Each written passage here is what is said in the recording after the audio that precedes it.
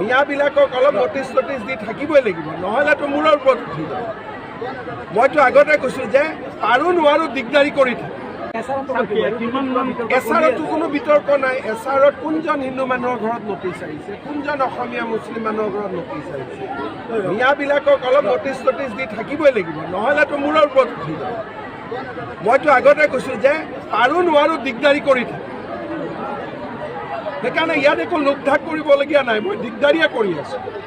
পাৰো নোৱাৰো পিছত হ'ব, কিন্তু দিগদাৰি কৰি থাকিব লাগিব। বুজি পাব লাগিব যে অসমীয়াই ক'ৰবাত নহয় ক'ৰবাত প্ৰতিৰোধ কৰি আছে। নহ'লে ক'তোৱে যদি প্ৰতিৰোধ নকৰোঁ, সেইটো দেখোন ৱাক অভাৰ পাই যাব। সেইকাৰণে এছাৰতো 2-4খন নটিচ যাব, এভিকশ্যনত 2-4খন নটিচ যাব, বৰ্ডাৰ পুলিচৰ নটিচ যাব। এইবিলাক আমি উৎপাত কৰি থাকিম। আইনৰ ভিতৰত যিমান ব্যৱস্থা আছে, নটিচ দি আমাৰ অধিকাৰ আছে।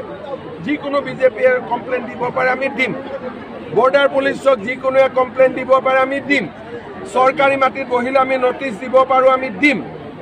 গতিকে আমি উৎপাত অলপ কৰিয়ে থাকিম। নহ'লে ভাবিব যে অসমীয়াক আমি খুৱাই দিলোঁ আৰু এতিয়া ওপৰত ৰোলাৰখন চলাই দিলেই হ'ব। তেনেকৈতো নহ'ব। আমি দুখীয়া দৰিদ্ৰ মিয়া হওক, অসমীয়া হওক, হিন্দু হওক, মুছলমান হওক, চবৰ লগত আছোঁ।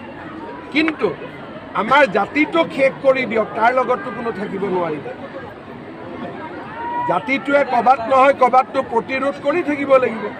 গতিকে এছাৰত যে নটিচ গৈছে, অলপ অফিচত আহিছে, কষ্ট